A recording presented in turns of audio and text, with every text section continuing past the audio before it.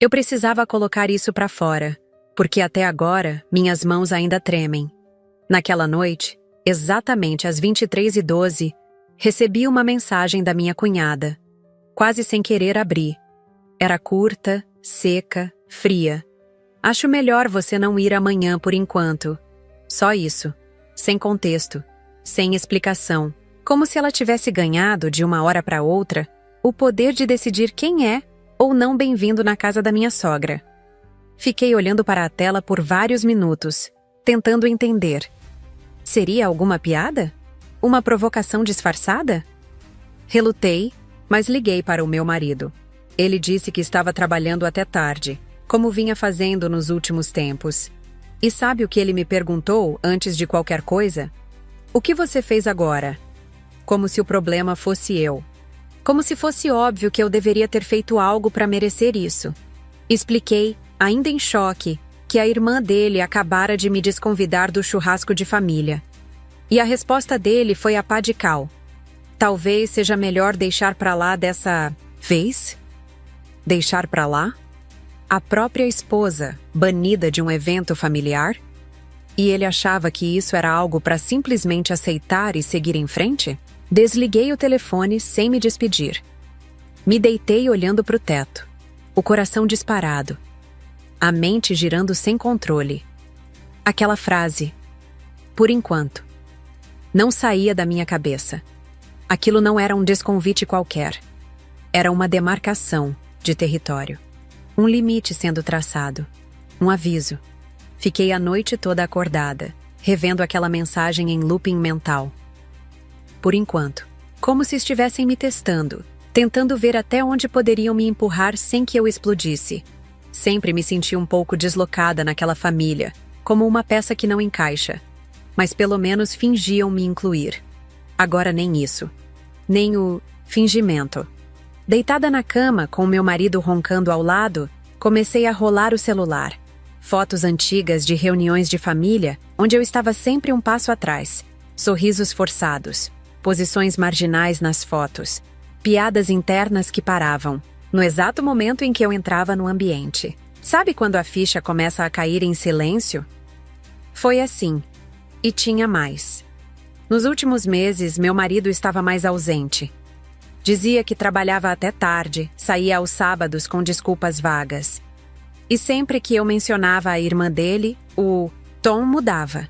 Ficava defensivo, irritado, impaciente.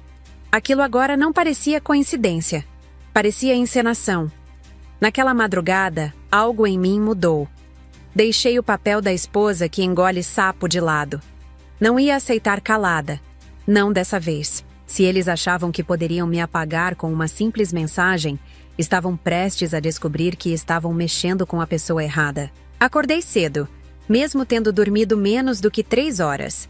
A cabeça pesada, o estômago embrulhado.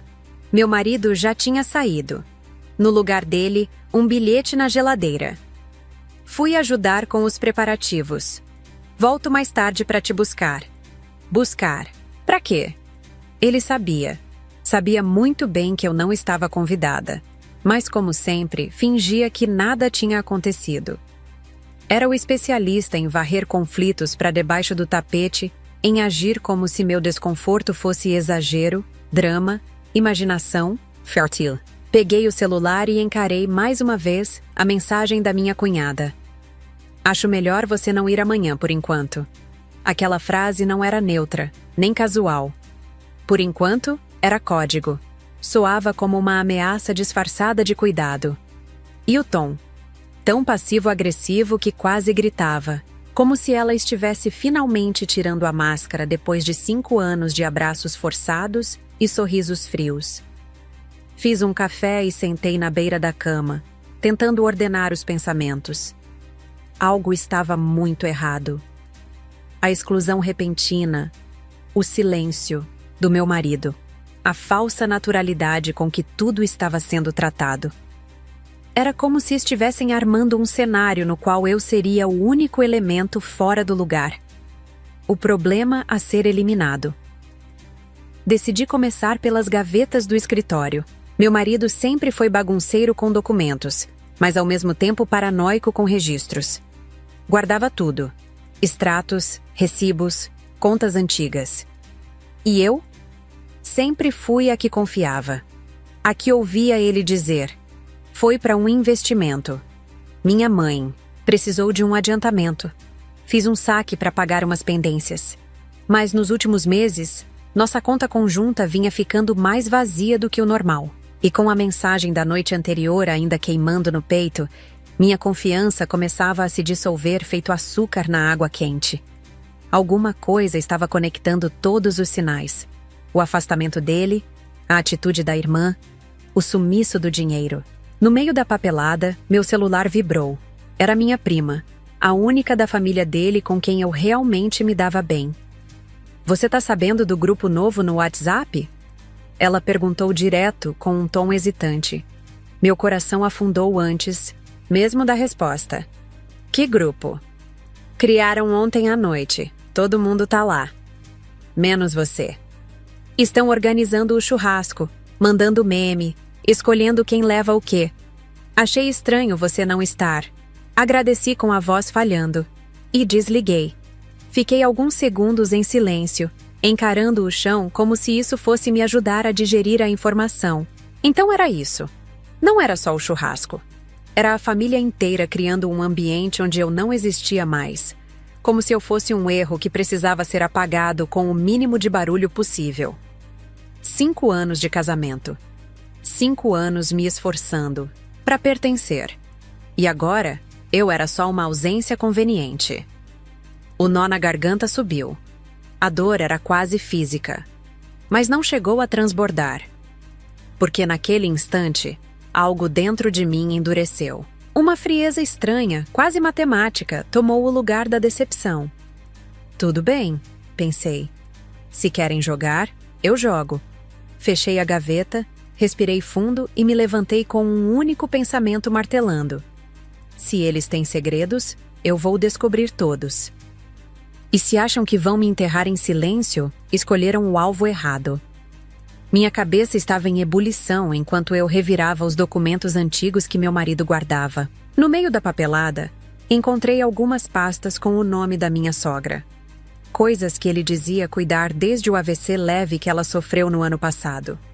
Segundo ele, ela era muito desorganizada com finanças. Então assumiu o controle das contas. Eu acreditei. Nunca questionei. Comecei a folhear os extratos bancários, esperando encontrar algo que explicasse as ajudas financeiras que ele alegava dar à mãe. Foi quando achei. Um papel amassado, escondido no fundo da gaveta. Um extrato mostrando uma transferência de 42 reais, da conta da minha sogra direto para a conta da minha cunhada. Fiquei paralisada. A data da transferência? Exatamente a mesma semana em que minha sogra ficou internada por pressão alta. Ela passou 2 dias no hospital. Não estava lúcida o suficiente nem para responder mensagens, quanto mais para autorizar uma movimentação de 42 mil reais. O estômago revirou. O coração acelerou. Uma náusea tomou conta de mim. Aquilo não era mais sobre um churrasco ou sobre ser deixada de fora de um grupo de WhatsApp. Era sobre dinheiro. Era sobre fraude. Era sobre algo grande. De repente, tudo começou a fazer sentido. O afastamento do meu marido. As desculpas esfarrapadas sobre o sumiço de dinheiro. A necessidade urgente de me tirar de cena. Peguei o celular, as mãos tremendo. Precisava de mais informações antes de acusar qualquer coisa. Liguei para uma amiga que trabalha no banco onde minha sogra tem conta. Não pedi nada ilegal. Jamais faria isso. Mas perguntei de forma genérica. Como funcionam transferências? De alto valor para terceiros, especialmente quando o titular da conta está hospitalizado? Ela foi cuidadosa, como eu esperava.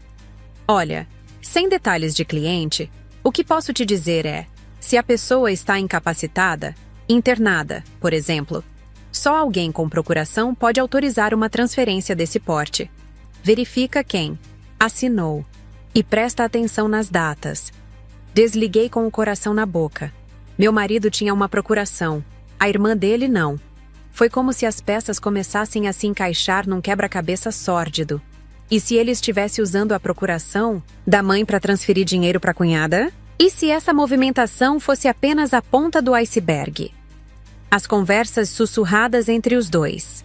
As risadas que cessavam quando eu entrava na sala. As mensagens que ele escondia de mim.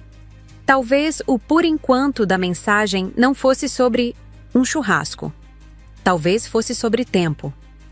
Tempo que eles precisavam para concluir algo antes que eu descobrisse. E agora, como contadora e esposa, eu estava começando a enxergar. Estava claro. Não era só rejeição. Era um afastamento estratégico. Eles estavam me tirando do caminho antes que eu tivesse a chance de impedir o que estavam fazendo com o dinheiro de uma senhora vulnerável. Peguei minha bolsa, coloquei o extrato bancário dentro e saí de casa com o coração acelerado. Precisava de mais provas antes de qualquer confronto. Fui até uma cafeteria próxima, um lugar neutro onde poderia pensar com calma, longe do risco do meu marido voltar e me encontrar vasculhando o passado dele. Enquanto o café esfriava na xícara, comecei a revisar minhas redes sociais, tentando achar pistas nas postagens recentes da família. Foi aí que meu sangue gelou. Minha cunhada havia postado uma selfie no Instagram no dia anterior, aparentemente se preparando para o churrasco. Estava de biquíni, posando na varanda da casa da minha sogra. Mas não foi isso que me prendeu. Foi o reflexo na porta de vidro atrás dela. Meu marido, sem camisa, rindo. Eu reconheceria aquela silhueta de olhos fechados. O mesmo homem que, naquele dia, jurou estar fazendo hora extra, que chegou em casa cheirando a fumaça e cerveja, dizendo que tinham improvisado uma churrasqueira na empresa. Mentira! Ele estava com ela, com a irmã, na casa da mãe, rindo, comemorando. Enquanto eu acreditava, de novo, em tudo que ele dizia. Salvei a foto, dei zoom, tentei encontrar qualquer explicação plausível. Não havia. Era ele. Era ela. E era eu quem estava sendo enganada, deixada de fora como se fosse um erro, um fardo, um incômodo. Ainda tentando processar, recebi uma notificação do Google Fotos. Lembranças de 1 ano atrás. Abri por reflexo, talvez buscando conforto. Nas memórias. Eram fotos de outro churrasco da mesma família. Comecei a passar as imagens, reconhecendo aquele mesmo padrão. Eu sempre nas bordas. Nunca no centro. Sempre um pouco fora do enquadramento. Até que parei em uma foto específica. No fundo da imagem, quase escondidos, estavam meu marido e minha cunhada. Conversando. Perto demais. A mão dele no ombro dela. Os rostos próximos o suficiente para compartilhar um segredo, ou algo pior. Na época, achei normal. Agora, tudo parecia diferente. Carregado. Calculado. Continuei vasculhando fotos antigas e o padrão se repetia. Em toda reunião de família, havia um momento em que eles se isolavam. Sempre de cochichos, sempre em cantos da casa, como cúmplices. Uma lembrança emergiu com clareza dolorosa. Há 3 meses, flagrei meu marido ao telefone, tarde da noite. Quando perguntei com quem ele falava, respondeu, sem olhar nos meus olhos, que era do trabalho. Mas eu tinha certeza de ter ouvido a risada da minha cunhada do outro lado da linha. Uma risada que agora ecoava como deboche na minha memória. Na época, engoli em seco. Achei que era paranoia. Hoje, vejo que era o início do colapso. Não, era apenas sobre dinheiro. Era sobre lealdade. E a lealdade do meu marido nunca esteve comigo. Estava com a família dele, com a irmã dele. E eu era apenas um obstáculo. Voltei para casa com uma clareza que há dias eu não sentia. O churrasco aconteceria em poucas horas. E eu sabia exatamente como iria me apresentar.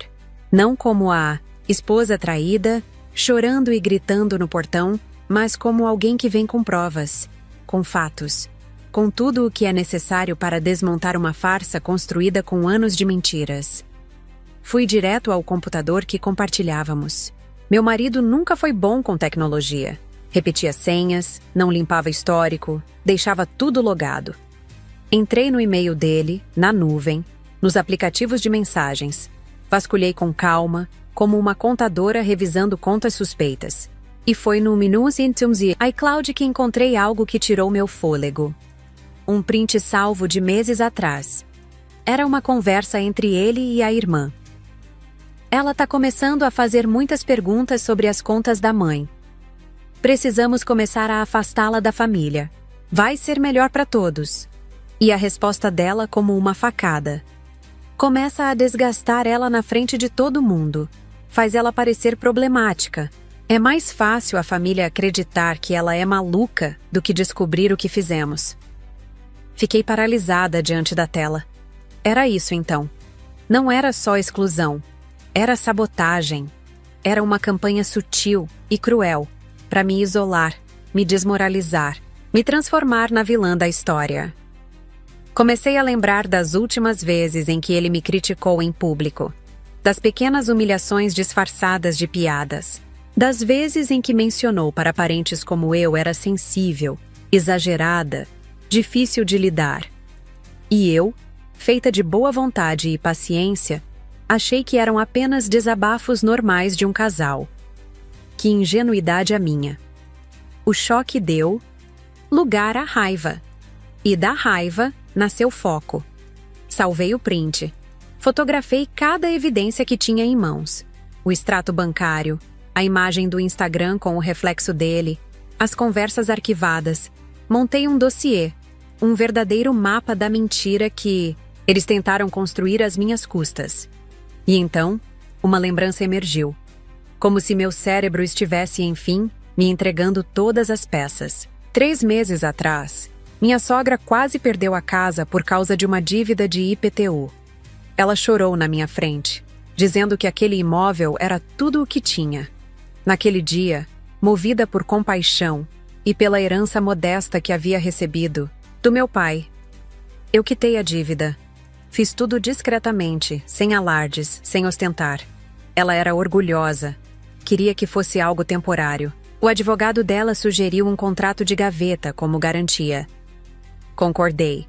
Assinei sem pensar 2 vezes, confiando plenamente no processo. Só que agora, revendo os documentos, percebi o que aquele contrato realmente fazia. A casa foi registrada no meu nome. A escritura, com firma reconhecida e tudo, foi lavrada 2 semanas depois. A casa onde o churrasco estava prestes a acontecer. A casa de onde tentaram me expulsar com um simples por enquanto. Era minha. Legalmente minha. E ninguém, além da minha sogra, sabia disso. Nem meu marido, nem minha cunhada. Nenhum. Dos que agora riam da minha ausência, achando que estavam no controle. Uma calma estranha desceu sobre mim. Como o silêncio antes de uma tempestade.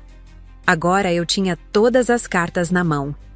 E estava pronta para jogá-las. Enquanto reunia as provas e tentava organizar os pensamentos, recebi uma notificação no celular. Era da minha prima, a única da família dele que ainda falava comigo. Ela tinha me mandado um print do tal grupo novo da família. No print, estavam compartilhando a playlist do churrasco. Pagode, sertanejo, aquelas músicas que tocavam sempre nas festas deles. Rolei a tela para ver os comentários. E então vi. Meu cunhado, o irmão mais novo do meu marido, escreveu: "Pelo menos esse ano vai ter paz, sem drama." Minha cunhada respondeu com um emoji de brinde.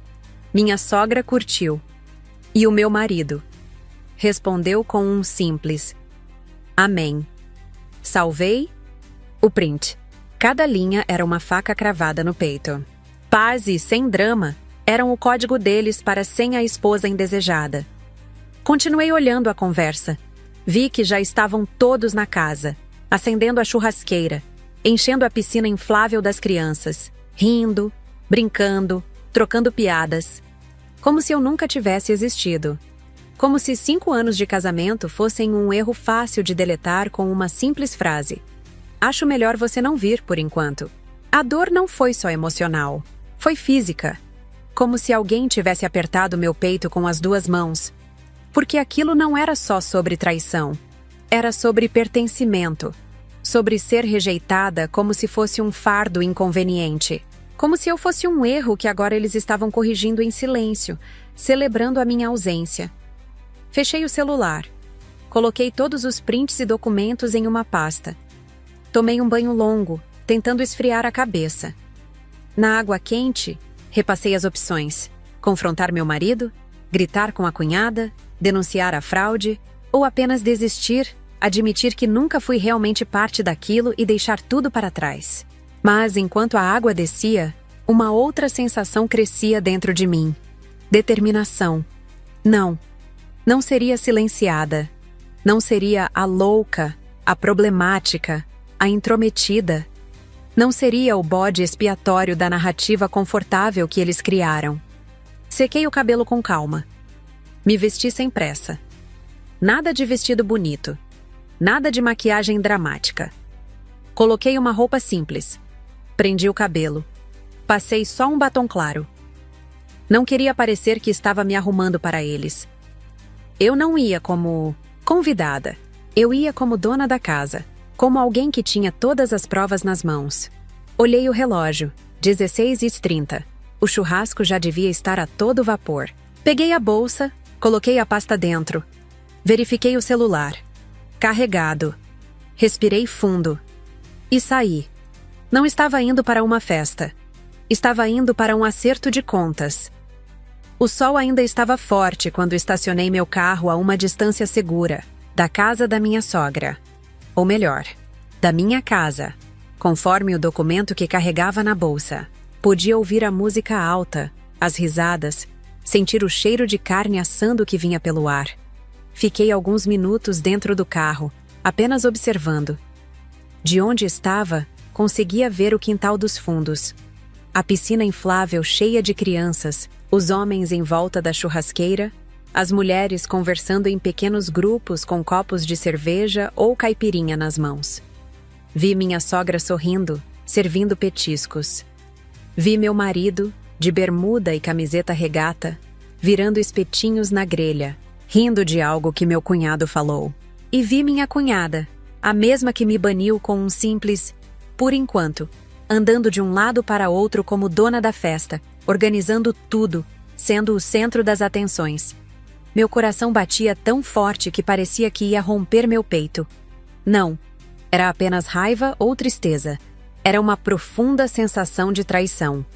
Estas pessoas tinham compartilhado minha vida por 5 anos. Tinham me abraçado, mesmo que falsamente, agora eu sabia. Tinham estado no meu casamento, tinham jantado na minha mesa. E agora estavam todos ali, celebrando minha ausência, como se minha exclusão fosse motivo de alívio. Saí do carro e comecei a caminhar em direção à casa. Cada passo parecia pesado, como se meus pés quisessem me impedir de seguir adiante. Uma parte de mim, a parte que ainda amava meu marido apesar de tudo, a parte que ainda queria acreditar que havia algum mal-entendido, implorava para que eu desse meia volta, para que esperasse até estar mais calma, para que buscasse uma solução menos confrontadora. Mas a outra parte, a que tinha sido traída, manipulada, excluída, a que carregava as provas de uma fraude, me empurrava para frente. Quando cheguei ao portão, hesitei por um segundo. De dentro, ouvi alguém contar uma piada e todos rirem. Reconheci a voz da minha cunhada na sequência. Ainda bem que estamos só entre família de verdade. Mais risadas. Aquilo foi a gota d'água. Toquei a campainha. 1, 2, 3 vezes. A música diminuiu ligeiramente. Ouvi passos se aproximando. A porta se abriu e lá estava ela, minha cunhada, com um copo de cerveja na mão e um sorriso congelado no rosto. Quando me viu, o sorriso desapareceu completamente, substituído por uma expressão de choque absoluto. Você? O que você está fazendo aqui? Ela gaguejou, o corpo bloqueando a entrada, como se tentasse impedir que eu visse a festa acontecendo, lá dentro. Por cima do ombro dela, vi meu marido se virar. Nossos olhares se encontraram. Não havia culpa em seus olhos. Apenas surpresa. E talvez, medo? Vim buscar o que é meu. Respondi com uma calma que nem eu sabia que tinha. E isso inclui a verdade. O silêncio que se seguiu foi um daqueles momentos que parecem durar uma eternidade. Minha cunhada ainda estava parada na porta, impedindo minha entrada quando minha sogra apareceu atrás dela. Quem é que? Oh. Ela parou ao me ver, os olhos arregalados de surpresa. Não de alegria, de puro espanto. Como se estivesse vendo um fantasma. Querida, a gente achou que você não vinha, ela disse, com aquele sorriso social forçado, que eu conhecia tão bem. Por trás dela, convidados começaram a notar a comoção na porta. As conversas diminuíram. Alguns olhares curiosos se voltaram para nós. Uma criança correu da piscina gritando algo sobre uma tia que não devia estar ali. Meu marido deixou os espetinhos na churrasqueira e começou a se aproximar lentamente. Todos pareciam estar em câmera lenta. Posso entrar? Perguntei, com um sorriso calmo que sabia estar assustando mais do que se eu estivesse gritando. Minha cunhada hesitou, olhou para trás como se buscasse instruções de alguém, mas finalmente deu um passo para o lado. Entrei no território deles, ou melhor, no meu território, conforme o documento na minha bolsa. Eu sei que vocês não esperavam me ver aqui. Comecei, minha voz surpreendentemente firme. Afinal, vocês deixaram bem claro que eu não era bem-vinda nesse churrasco. Por enquanto. Enfatizei as últimas palavras olhando diretamente para minha cunhada. Mas eu trouxe algumas coisinhas que acho que vocês esqueceram de discutir no grupo da família. Aquele que vocês criaram sem mim. Tirei o celular da bolsa. A música parou completamente. Alguém desligou o som. O único barulho era o crepitar da gordura na churrasqueira e algumas crianças brincando ao fundo, alheias ao drama dos adultos. Meu marido finalmente chegou perto, mantendo uma distância segura. O que você está fazendo? Doyle perguntou em voz baixa, como se não quisesse que os outros ouvissem. Você não devia estar aqui. Vamos conversar em casa depois. Aquela frase, aquele tom condescendente, como se estivesse falando com uma criança problemática, fez meu sangue ferver. Não vamos conversar depois. Vamos conversar agora. Na frente de todo mundo. Porque aparentemente todo mundo aqui já sabe coisas sobre mim, sobre nós, que eu mesma não sei. Todo mundo aqui parece saber que eu sou um problema, um drama, uma intrometida que não merece estar na família de verdade. Vi o rosto dele empalidecer ao perceber que eu tinha ouvido as conversas do grupo. Se você já está aqui, então fala logo o que veio falar. Minha cunhada interrompeu impaciente, tentando retomar o controle da situação. Sorri para ela. Um sorriso frio, com todo prazer. Abri minha bolsa, tirei a pasta com os documentos e a coloquei sobre a mesa mais próxima, ao lado de uma bandeja de farofa e um isopor de cerveja. Primeiro, vamos esclarecer algumas coisas. Comecei, pegando o primeiro documento da pilha. Era a escritura da casa.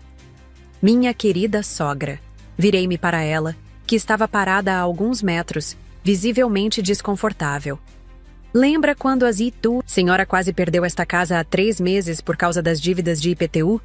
Lembra quem pagou para evitar o leilão? Ela não respondeu, apenas olhou para o chão. Bem, o contrato que assinamos naquele dia. Não era exatamente o que a senhora pensou. Mostrei o documento, apontando para seu nome e o meu. A casa está no meu nome desde então. Sou a proprietária legal deste imóvel. Um murmúrio correu entre os convidados. Minha cunhada arregalou os olhos. Depois soltou uma risada forçada. Isso é ridículo. Você está inventando isso. Estendi o documento para ela. Confira você mesma. Registro em cartório, tudo certinho. Enquanto ela pegava o papel com mãos trêmulas, continuei. Mas não vim aqui para falar de propriedade. Isso é só um detalhe. Vim falar de traição. Tirei o segundo documento, o extrato bancário. Interessante essa transferência, não é? 42 mil reais da conta da dona Márcia para a sua conta, Helena. Apontei para minha cunhada. O curioso é que essa transferência aconteceu exatamente no dia em que minha sogra estava internada com pressão 19/12. Ela nem conseguia segurar uma caneta direito, quanto mais autorizar uma transferência desse valor. Virei-me para meu marido. Mas você tinha a procuração dela, não é, Pedro? Você poderia fazer isso por ela. Ou por você mesmo. O rosto dele ficou vermelho de raiva. Ou seria de vergonha. Você não sabe do que está falando. Ele disse entre dentes.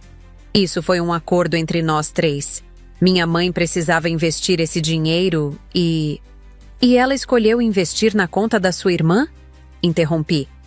Por que não numa aplicação, num fundo de investimento, em qualquer coisa que não fosse a conta pessoal da sua irmã?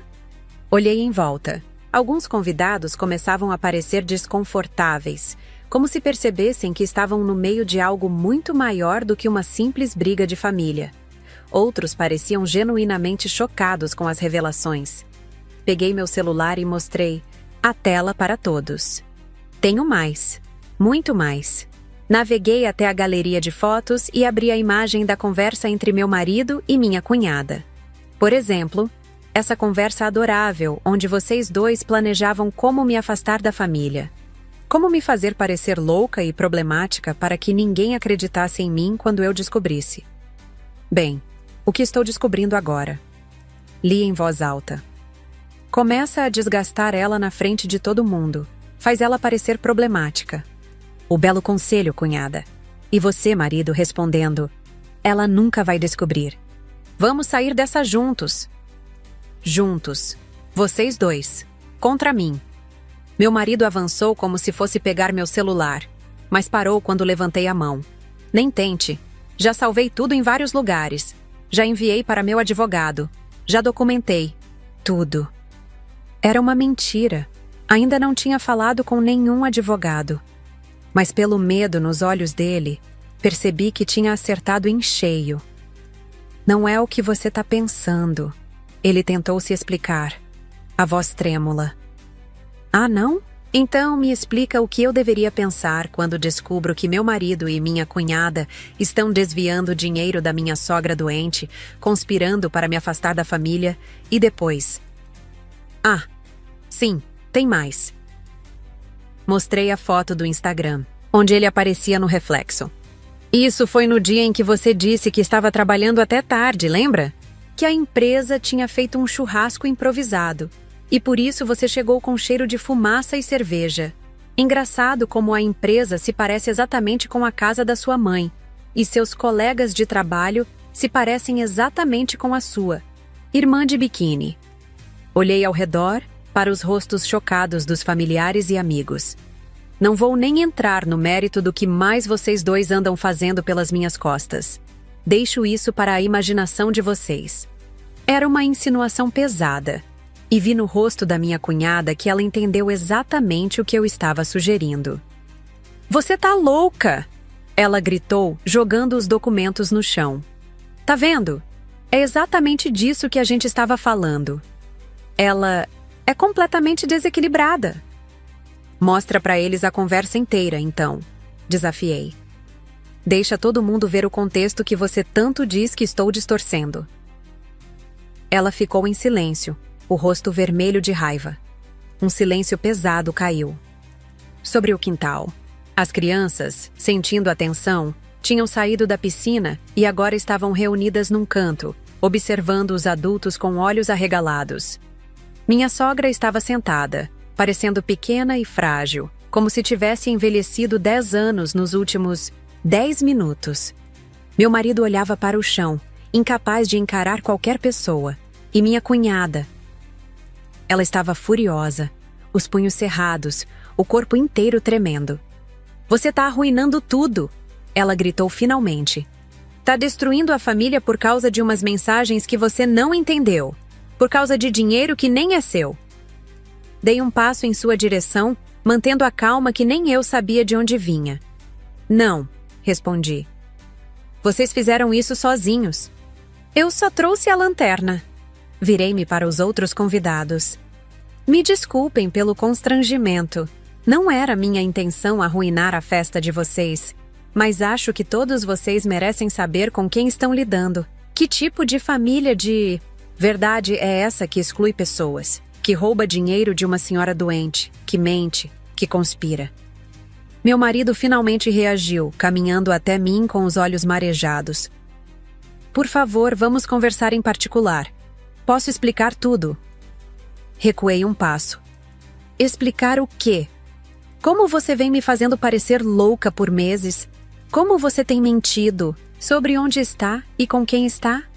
Como você e sua irmã estão desviando o dinheiro da sua própria mãe?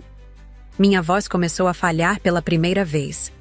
A adrenalina estava diminuindo, dando lugar a uma profunda tristeza. Ou vai explicar por que, depois de 5 anos juntos, foi tão fácil me jogar fora? Por que foi tão fácil para você escolher o lado dela ao invés do meu? Por que uma simples mensagem de por enquanto era tudo o que você achava que eu merecia? Ele não respondeu. Não podia. Não havia resposta que justificasse tudo aquilo. Um dos tios dele, que sempre foi gentil comigo, se aproximou. Isso é verdade? Perguntou diretamente ao meu marido. Vocês realmente pegaram dinheiro da sua mãe sem ela saber? Meu marido abriu a boca, fechou, abriu de novo. Não saiu som algum. Sua culpa estava escrita em cada centímetro de seu rosto. O tio balançou a cabeça, decepcionado, e se afastou, murmurando algo para a esposa. Eu não vim aqui para fazer barraco, anunciei, recolhendo com calma os documentos que minha cunhada havia jogado no chão. Nem vou chamar a polícia. Por enquanto. Usei as palavras dela contra ela mesma, e vi, nos olhos arregalados, que ela entendeu a provocação. Coloquei a escritura da casa sobre a mesa, bem ao lado do isopor de cerveja. Fiz questão de posicioná-la de forma visível, como uma peça final de um jogo que ela achava que tinha vencido. Vocês têm até sexta-feira para sair desta casa, todos vocês. Abri a bolsa e tirei um segundo papel, uma notificação. Simples, impressa naquela manhã. Não era oficial, não tinha passado pelas mãos de nenhum advogado, mas ninguém ali precisava saber disso. Essa é a cópia da notificação extrajudicial. O original já está com meu advogado. A partir de sexta, qualquer um que estiver aqui sem minha autorização será considerado invasor. E aí sim, eu chamo a polícia. Minha sogra se levantou com as pernas visivelmente trêmulas. A voz saiu quase num sussurro. Você não pode fazer isso. Esta casa é tudo o que eu tenho.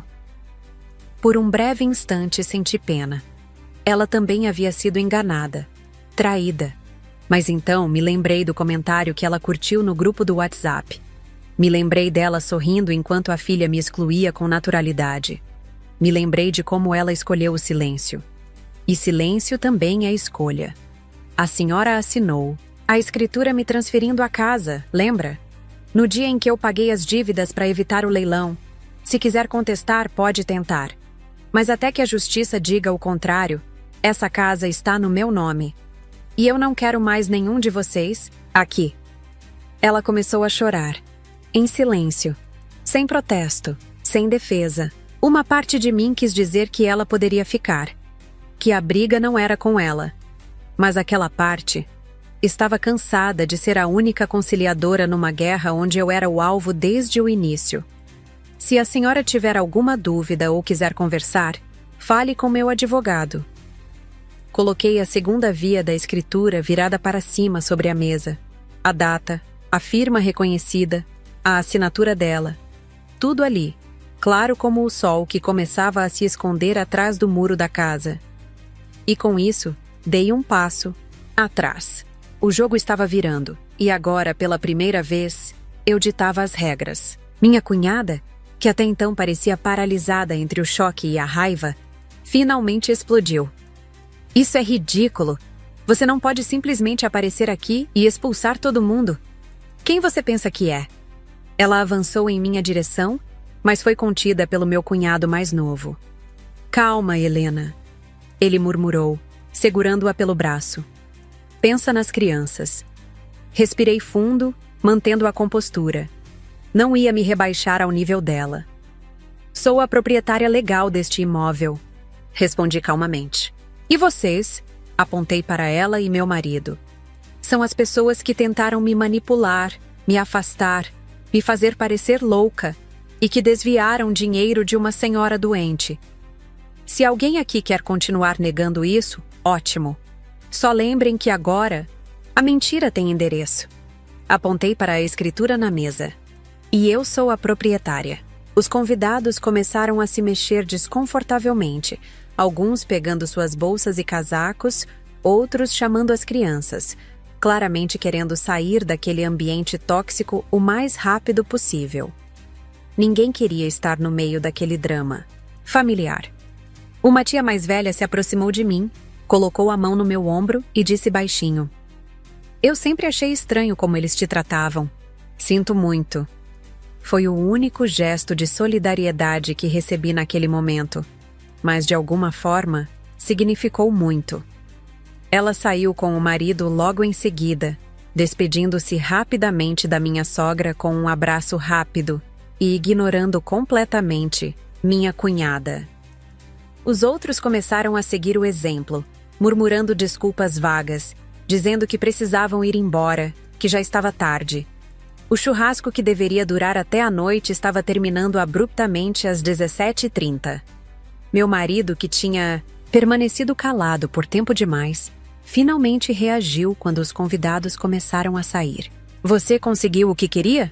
Ele perguntou, a voz baixa e amarga. Destruir nossa família? Fazer todo mundo passar vergonha? Olhei para ele, realmente olhei, como se estivesse vendo-o pela primeira vez. Este homem que eu tinha amado por 5 anos. Este homem que tinha prometido lealdade, honestidade, parceria. Este homem que tinha escolhido conspirações e mentiras ao invés de simplesmente conversar comigo. Não, respondi calmamente. Eu só queria a verdade. E agora que a tenho, sei exatamente o que preciso fazer. Ele tentou dar um passo em minha direção, mas parei-o com um gesto. Não toque em mim. Não fale comigo. Qualquer comunicação a partir de agora deve ser feita através de advogados. Virei-me e comecei a caminhar em direção ao portão, deixando para trás uma família despedaçada não por minha causa, mas por suas próprias ações. Em algum lugar atrás de mim, ouvi o som de vidro quebrando. Provavelmente minha cunhada tendo mais um de seus ataques. Não olhei para trás. Entrei no carro com as mãos tremendo tanto que mal consegui encaixar a chave na ignição. A adrenalina, que me manteve firme durante o confronto, começava a se dissipar, deixando apenas uma exaustão profunda em seu lugar. Não chorei. Era estranho. Tinha acabado de destruir meu casamento, de confrontar as pessoas que considerava família, de descobrir traições em múltiplos níveis. E ainda assim, não havia lágrimas. Apenas um vazio enorme, como se algo fundamental tivesse sido arrancado de dentro de mim. Liguei o motor e dirigi lentamente para longe daquela casa. Minha casa, tecnicamente, mas que nunca mais pisaria sem sentir o gosto amargo da traição. No caminho, recebi uma ligação da minha prima. Tô sabendo de tudo. A tia Sônia me ligou agora mesmo. Ela falou rapidamente. Você tá bem? Quer vir pra cá? Pode ficar aqui em casa quanto tempo precisar. Era tentador. Não queria voltar para o apartamento que dividia com meu marido, aquele espaço cheio de memórias que agora pareciam falsas, mas precisava de tempo sozinha. Obrigada, mas vou para um hotel. Preciso pensar, organizar minha cabeça. Te ligo amanhã, ok? Ela entendeu. Sempre entendeu. Enquanto dirigia sem destino certo pelas ruas da cidade, meu celular não parava de tocar. Meu marido, minha sogra, até mesmo minha cunhada, provavelmente para gritar mais um pouco. Desliguei o aparelho. Não queria ouvir justificativas, desculpas, acusações. Não naquele momento. Parei em um posto de gasolina, abasteci o carro e entrei na loja de conveniência para comprar água. Foi quando vi meu reflexo no vidro da porta. Cabelo despenteado pelo vento, olhos vazios, Uma expressão que não reconheci de imediato. Era o rosto de alguém que tinha perdido tudo, mas que, paradoxalmente, parecia mais leve. Como se um peso enorme tivesse sido retirado dos meus ombros. O peso de dúvidas, de incertezas, de tentar me encaixar onde claramente não era querida. Saí da loja e voltei para o carro, decidindo finalmente para onde iria. Não seria um hotel. Seria a casa da minha mãe, a 2 horas dali. Um lugar onde eu sempre fui aceita, sempre fui amada incondicionalmente. Um lugar onde poderia lamber minhas feridas e começar a planejar o que faria a seguir. Porque uma coisa eu sabia com certeza: não havia volta. Aquela família, aquela farsa de família, tinha acabado para mim. E por mais doloroso que fosse, havia uma estranha sensação de alívio nisso. As próximas 48 horas foram um borrão. Passei-as na casa da minha mãe, dormindo muito, comendo pouco, explicando repetidamente a situação para familiares preocupados que não conseguiam entender como tudo tinha desmoronado tão rápido. Não foi rápido, expliquei para minha mãe enquanto ela preparava um chá para mim na segunda noite. Foi lento. Foi anos de pequenas exclusões, pequenas mentiras, pequenas traições que eu ignorei porque queria tanto fazer parte daquela família. Só o final foi rápido. Ela assentiu, com aquela sabedoria silenciosa de mães que já viram muita coisa na vida. E agora? Perguntou simplesmente. Olhei pela janela da cozinha para o céu estrelado visível no interior onde ela morava. Agora eu recomeço, respondi. Mas dessa vez, nos meus termos. Liguei meu celular brevemente, apenas para mandar mensagens para minha chefe explicando que precisaria de alguns dias de folga por questões pessoais e para minha prima, confirmando que estava bem e segura. Ignorei as dezenas de chamadas perdidas e mensagens do meu marido e da família dele. Ainda não estava pronta para lidar com aquilo. Na quarta-feira, 3 dias após o churrasco, finalmente me senti forte o suficiente para agir. Liguei para um advogado recomendado por um primo e marquei uma consulta para a tarde. Precisava entender minhas opções legais, sobre a casa, sobre o dinheiro desviado da minha sogra, sobre o divórcio que inevitavelmente viria. Depois, liguei para uma amiga que trabalha em um banco, não para pedir quebra de sigilo bancário, mas para entender melhor como funcionavam procurações e transferências bancárias em casos de idosos ou doentes. A informação que ela me deu confirmou minhas suspeitas. O que meu marido e minha cunhada tinham feito era, no mínimo, antiético e possivelmente criminoso dependendo das circunstâncias exatas. Finalmente, criei uma nova conta de e-mail e enviei tudo o que tinha. Os extratos, as conversas, as fotos, os documentos da casa, para esse endereço, criando um backup seguro de todas as provas. Não sabia o que meu marido seria capaz de fazer quando percebesse que eu não voltaria para casa. Melhor prevenir. A sensação de estar tomando medidas concretas, de estar reassumindo o controle da minha vida, era terapêutica. A dor ainda estava lá, claro. A traição não se apaga em 3 dias. Mas a paralisia inicial tinha dado lugar a um propósito claro. E isso fazia toda a diferença. A reunião com o advogado foi esclarecedora. Segundo ele, minha posição em relação à casa era sólida. A escritura estava legitimamente no meu nome, com firma reconhecida e tudo mais. Quanto ao dinheiro desviado, era mais complicado. Sem uma denúncia formal da minha sogra, seria difícil provar que houve fraude. Ela provavelmente vai dizer que autorizou a transferência para proteger o filho, o advogado explicou. A menos que ela admita que foi enganada, fica difícil caracterizar crime. Sobre o divórcio, ele foi direto. Seria contencioso, provavelmente demorado, e eu precisaria me preparar para muita resistência da parte do meu marido. Ele claramente tem muito a perder, não apenas financeiramente, mas em termos de reputação. Pessoas assim costumam lutar com todas as forças. Saí do escritório com uma pasta cheia de formulários para preencher e uma lista de documentos para reunir. O caminho seria longo, mas pelo menos agora eu sabia por onde começar. Na manhã seguinte, recebi uma mensagem inesperada. Era da minha sogra pedindo para nos encontrarmos. Apenas nós duas. O texto era curto, quase formal. Precisamos conversar. Só você e eu, por favor. Fiquei hesitante. Seria uma armadilha? Uma tentativa de me manipular para desistir da casa? Ou talvez, apenas talvez, um genuíno desejo de compreender o que realmente tinha acontecido? Depois de consultar meu advogado, que aconselhou cautela, mas não viu problemas em um encontro em local público, respondi concordando. Marcamos em uma cafeteria no centro da cidade, um território neutro, onde nenhuma de nós teria vantagem. Quando cheguei, ela já estava lá. Parecia ter envelhecido anos naquela única semana. Os olhos fundos, o cabelo sem a tintura habitual mostrando raízes brancas, as mãos trêmulas segurando uma xícara de chá. Sentei-me em frente a ela, mantendo a expressão neutra, esperando que falasse primeiro. Eu não sabia. Foram suas primeiras palavras, a voz quebrada. Sobre o dinheiro, sobre as mentiras, sobre o que eles planejavam. Juro por Deus que não sabia. E então, para minha completa surpresa, ela começou a chorar. Não o choro manipulador que eu já tinha visto antes quando ela queria que o filho fizesse algo por ela.